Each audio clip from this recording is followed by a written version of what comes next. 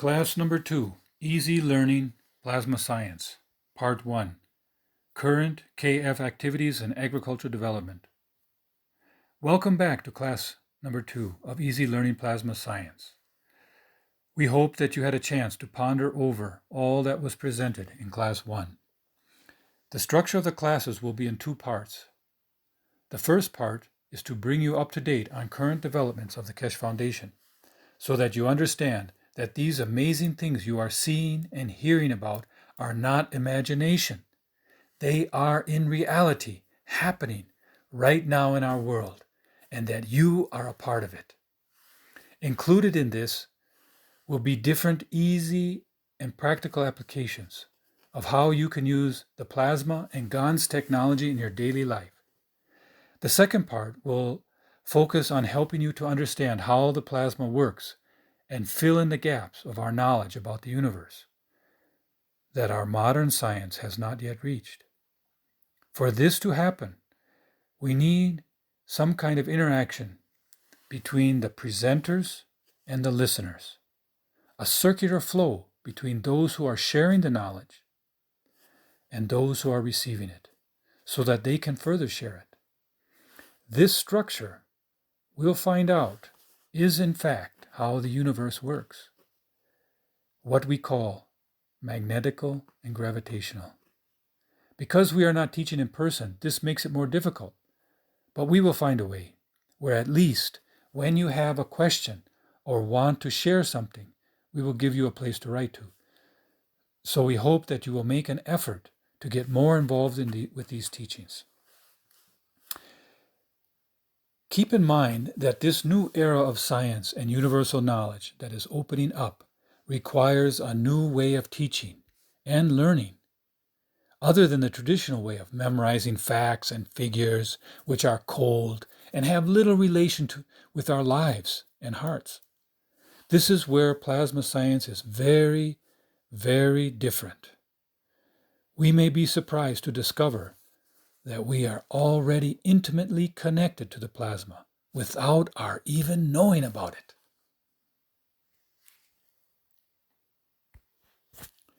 Plasma in agriculture. This week we'll discuss a little about what is happening in Brazil with agriculture. However, before we begin, we should give a little background about how plasma in agriculture works. Thanks to Jim McDonald, the head of Keshe Foundation in Australia, he let us read his new book, The Future of Agriculture, to help us get some background material. We'll cover it in details in later teachings. Our scientists are not absolutely sure how the matter of this planet was formed, but some think that debris floating around space got attracted by the Earth's gravitational field and started accumulating over millions of years. In plasma science, we now understand that matter is created out of the interaction of the plasmatic fields between the sun and the earth. For now, we won't talk about inertia and those things, but just that the fields slowed down enough and lost enough energy that they started to manifest as plasmatic elements. Remember from the last teaching that when the fields find a partner to dance with, and they really like each other, then they can form a plasma. These plasmas can later become matter in the upper atmosphere, something like nanoparticles. They cannot be seen by the naked eye. And then they come down to earth in the rain. If this is true, then it is going to be a huge change in the way we look at life on this planet. For instance, we don't need to be mining minerals to create chemical fertilizers to put on plants for them to grow. Why don't we just learn which field strengths are needed to create the necessary nutrients and then apply those fields directly to the plant itself? There has been a new development. Our scientists recently discovered nanoparticles throughout the atmosphere and they think that this is due to pollution. But in one of the recent Knowledge Seeker workshop, after Rick asked that question about the nanoparticles, Mr. Kesh explained that this is how matter is formed on our planet. Matter is created in the upper atmosphere through the field interactions and literally rains down on the planets. It's not pollution. This is one way the knowledge will help us. Another way is to learn how the plants actually feed themselves.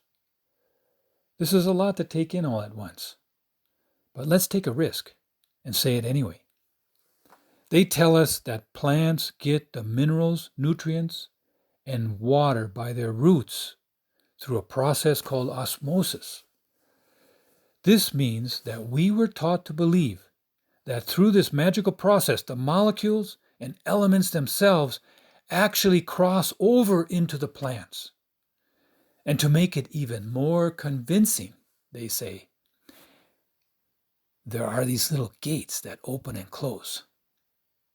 And I always wondered why nobody could ever show these mystery gates. What we are discovering through the plasma science is that no matter state ever crosses over into the plants. Rather, the magnetical and gravitational field strength of the element crosses over, and the matter state in the form of GANs is manifested inside the plant, if it has a need for it. Otherwise, the fields just remain as fields for somewhere else. The plant will only take in what it needs to live according to its emotion. Oh my, now I threw a fastball in there, an American baseball term. I said emotion. Emotion! Oh my, this is a big no-no. You are never to mention emotion in what we call science. But they had to put it somewhere. So they tucked it away. They tucked them away in a place they called psychology. But you know, mainstream scientists don't like to take psychology too seriously. As I said, this is a lot to take in. This is really a lot to take in. It's just so different than what we're used to. But what if it triggers something inside of us? What if we really get curious and start asking questions? Is this really true? Could it be? Is science really this easy? No mathematical formulas to figure out? Yes, it's really up to you. Nobody can stop you from learning, except that little voice inside that says, no, you're not good enough. Leave it to the experts. Others can do it, but not me. Why don't we all tell that voice, goodbye. We don't need you. Okay, now let's look at what people have done in real life experiences here in Brazil with plasma technology and agriculture. When you see these extraordinary testimonials, rather than just saying, wow, keep in mind what we've just been talking about. This is a science, not a magic show, and you can learn how it works. GANs water testimonials. The following knowledge seekers decided to try using the GANs plasma water from the Cup of Life #1 on their plants. It has shown that it works very good on plants also. This could possibly be due to the zinc plate and the nano-coated coil, which are the plasmatic conditions for making CO2 and zinc oxide GANs. It has been noticed that through the use of this water, there is a significant improvement in the growth, vitality, and the rooting of the plants. Case number 1. Diane with papayas and tomatoes. Reverses GMO. Diane, excuse me if I mispronounce your name, is a knowledge seeker who is also an agricultural engineer and has studied irrigation in the area of the submedium of San Francesco. She used Gan's water of the Cup of Life 1 with transgenic papaya. Transgenic, this means that the papaya species was genetically modified to be smaller in size so as to increase its market acceptance value. So they went the reverse way. Instead of making them bigger, they made them smaller. The conditions prior to spraying the papaya was that of very low quality fruit and low sugar content and fibrous internal texture and a short shelf life. And its size was smaller than 12 centimeters. The results. After the use of the Gan's plasma water on the plants, they were found to have excellent sugar content, high productivity, and the size of the fruits increased to more than 30 centimeters. See Figure 1. The most interesting result was yet another proof that what Mr. Kesh taught us years ago is correct. Apparently, the fruit was restored back to its original state before the genetic modification. The genetic modification was to make the fruit smaller, and now after the use of the Gan's water, it went back to its original size of 30 centimeters. That is amazing. The method. The papayas were sprayed with the water of Cup of Life 1, diluted in normal water at a ratio of 1 to 3, or 100 milliliters of Gan's water to 300 milliliters of regular water. It was sprayed 3 times a week. Now look at the picture, Figure 1.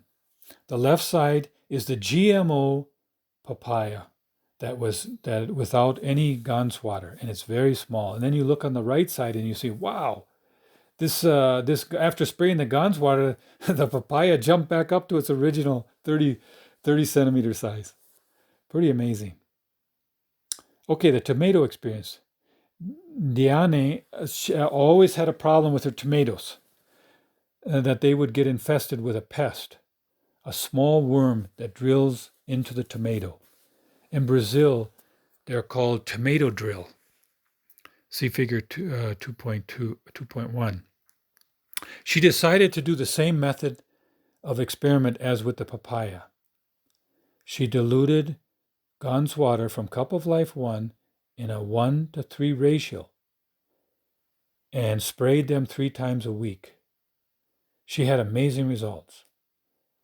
The fruit not only increased in quality and size, but the outer skin developed a resistance so that the tomato drills could no longer do any damage. And the internal structure of the fruit was firm and had much longer refrigerator storage time of more than 20 days without losing quality. Now you can look at Figure 2.2. The top, there's a tomato. It's a little bit hard in the picture, but you can kind of see that they're not in very nice. They're not looking very nice. There's these scars and there's those drill holes. And then you look at the second picture on the bottom. Wow, they look lush and like you would just want to eat them. And they're without any diseases. And they're much tastier, she said, and they're beautiful looking. Okay, let's go to case number 2. Tanya with orchids and desert roses. We call this back to life. Another knowledge seeker named Tanya did some experiments with orchids and desert roses. The orchids had degraded into a very weakened state. The leaves were drying out and drooping downwards. It was so bad that her son had decided to throw them out. But then, on February 12th, 2021, she got the idea. No, we'll try to save them and resurrect them with the Cup of Life Gan's water. She removed the old and dry leaves and started to treat them with Gan's water from the Cup of Life 1. She started by wetting the orchids a lot with regular water on the first day. But then she said, then she went to use the Gans water 3 times a day. In just 3 days, the orchid started coming back to life. Look at, you can see figure 3.1. Now look at the top figure. You can see the wilted leaves, the dried up leaves, and they're really finished. And then after using the Gans water, you look at the bottom, you can see them coming back. In just 3 days, they started getting the green color started becoming more bright, and the life started coming back to them. And then there's another picture here where you can, and after 5 days, one of the orchids, you can see how it from the drooping, wilting leaf, it jumped back up and started becoming fresh and wanting to live. And with the desert roses, Tanya had desert roses that would not recover even after changing the soil and trying other things as far back as 2019. In the photo, you can see that still in August 2020, they were in very bad condition. Then in February of 2021, she started spraying them with a Cup of Life Gans water, Cup of Life 1 Gans water, not 2, Cup of Life 1, once a day. And within a very short time, you can see at the bottom photo of figure 4, they are fully alive and have become very lush and beautiful. Yeah, let's go to the photos. That's figure 4. You look there, you can see, oh my God, they're really dead. They're really dead on the left side. Nothing. All the leaves have almost gone. And then in February 2021, all the leaves have come back. And then look at that bottom picture. Look at the flowers. They're just really jumped back to life. They're really saying, I want to live. I want to show the world my beauty. Okay, let's go to case number 3. Kelly Montalvio. Again, forgive my pronunciation. Soaking seeds in the Gans water. We call this one quick germination. Kelly, a knowledge seeker, did an experiment by soaking bean seeds with Gans water from Cup of Life number 1. That's the left side of the photo. And regular water on the right side of the photo. Both of the seeds were put in a piece of cotton soaked with water. And they were started on the same day and time. Figure 5 and figure 2. It's almost unbelievable, but the Gans soaked seeds started sprouting on the very first day and growing rootlets by the morning of the 3rd day, while the seed soaked in regular water had not even sprouted. And then look at figure 5.1. It's pretty amazing. You look at that, you can see the sprout has come up, and the other one's just not doing anything, just sitting there doing nothing. And then on the bottom picture, what's even more amazing, it says here, 3 days later, on December 1st, the left side, the seed that was soaked with Gans water from the Cup of Life 1 is already growing. You can see it's jumping up. While on the left side, the seed with regular water has not even sprouted yet. By the morning of December 1st, the seed is already growing roots. This one is really amazing, but the other one is not even sprouted. This is really amazing when you look at that. It's magical. Okay, case number 4. Thomas Paul, Gans-filled vials placed in potted plants. We call this one revived. Okay, so he just put small plastic vials of CO2 Gans was placed in the soil of a dying potted lettuce plant. And after some time, it was fully restored. Figure 6. So you look there on the left side, you can see that the lettuce in that pot is really, really fried. The leaves dried out and discolored. And then on the other side, after spraying the Gans, it's very much jumped back to life. Case number 5. CO2 Gans in star formation. Fields bring tree back to life. A knowledge seeker from the region of Portinha, north of the state of Minas Gerais, wanted to test and see if the star formation taught by Mr. Kesh would really work. So he decided to try it on one of his dying trees. Hopefully, we'll get around to teaching about the star formation at a later time, so stick with these classes. But in general, you can put your GONS in containers, best if they are spheres, in the shape of a pyramid, with 3 spheres forming a base and 1 sphere above the base. If the conditions are correct, the flow of the fields will create what is known as a free plasma in the center. Here's where your intention and emotion play an important role as to the kind of fields that go out into the environment. There's a lot to explain, but for now, we can say that the star formation is a very powerful tool to bring balance to the environment. They can also be used to create the right kind of fields for plants to thrive in.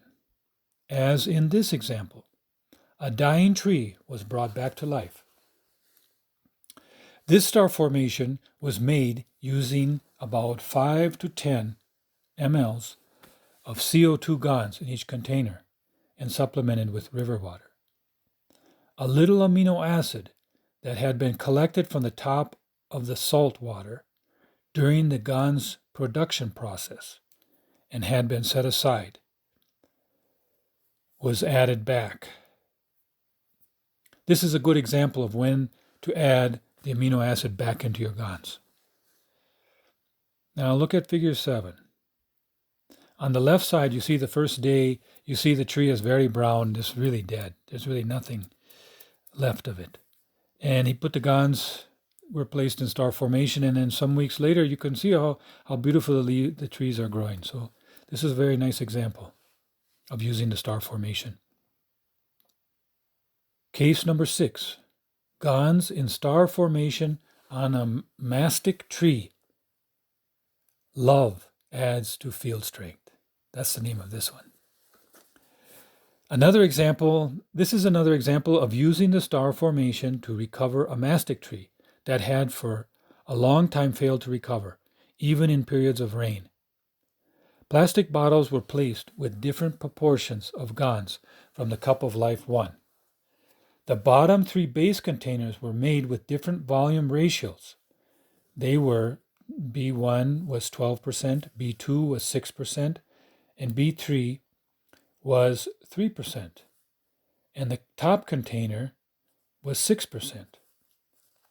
This gradient of field strength created a particular flow of the fields. The knowledge seeker had a very deep intention to help this tree by pouring his love into it. And this you can feel in the last picture of its full recovery.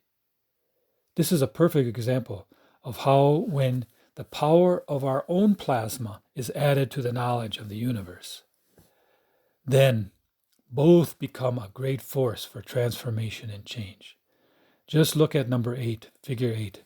Look at the left side, how much the tree is almost dead. There's just one little bunch of the trees on there. And then after then the center picture, it's almost come back to life. But you look at the last picture, the third one on the right, it is just so full of leaves and life. It's just reaching toward the sky.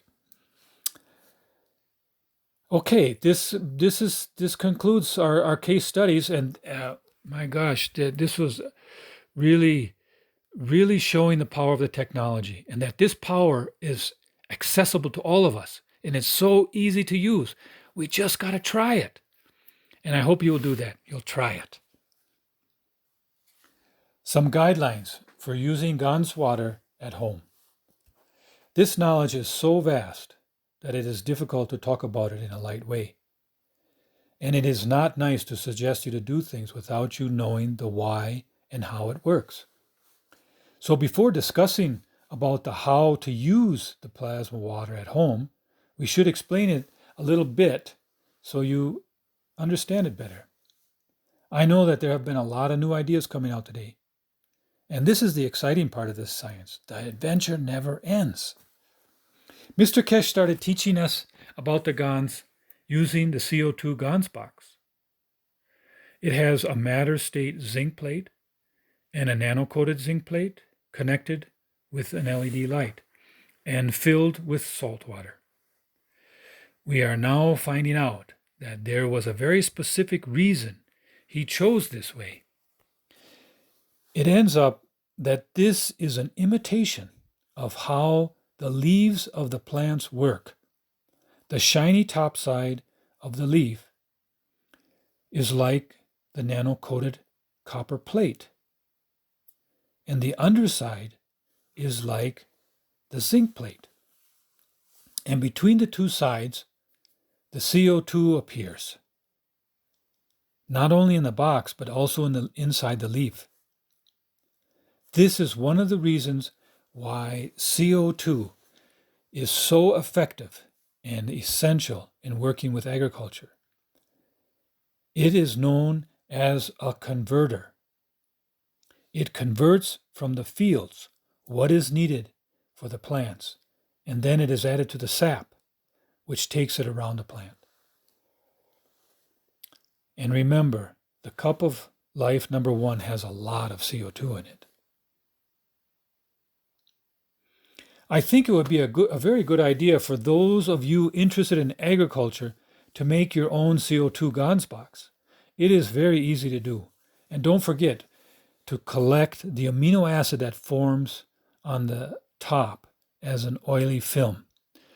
Set it aside in a small glass jar for later. Now you can look, there's good videos and information in the keshfoundation.org website. You go to the KF Wiki part, and then you type in CO2 box, and then you'll find a lot of information how to make it and more information about it. But for right now, you can start experimenting using the Cup of Life GANS and GANS water.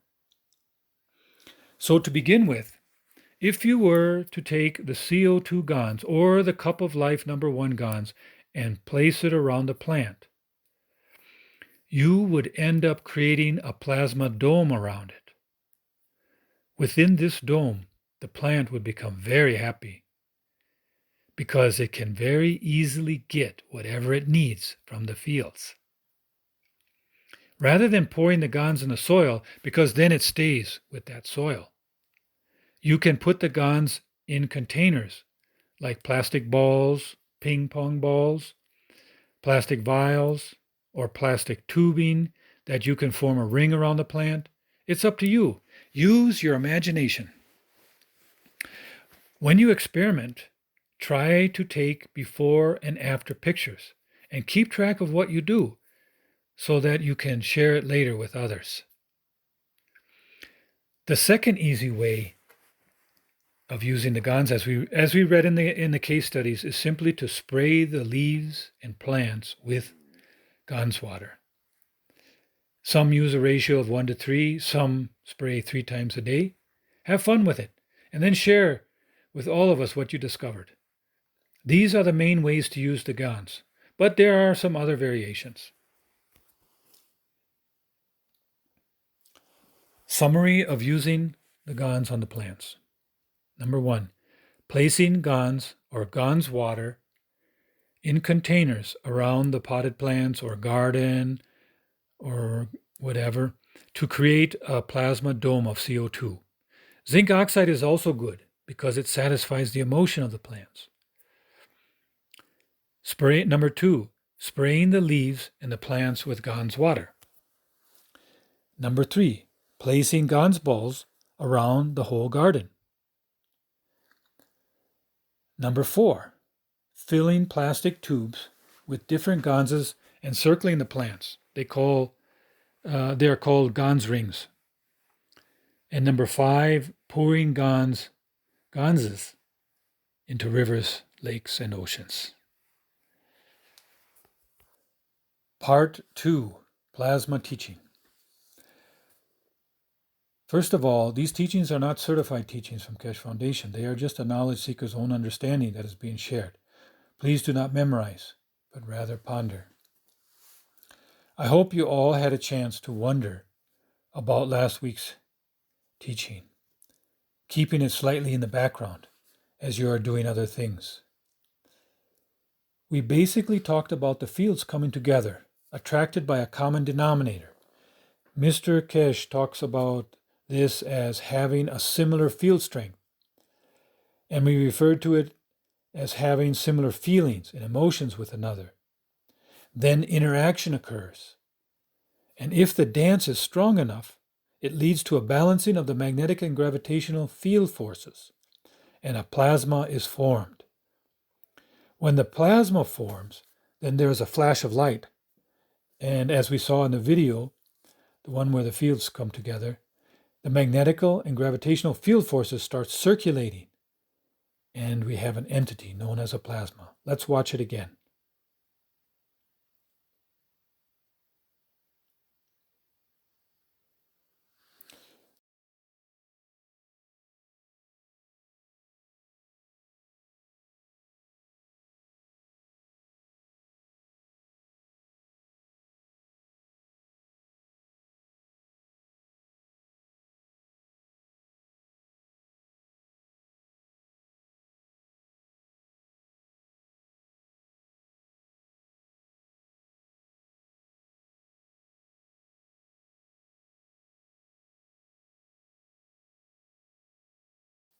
Now, one thing you might be wondering about is, where did the rays and magnetic fields come from in the first place?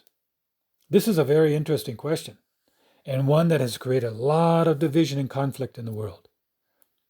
In modern society, we have left it to the freedom of the individual to answer.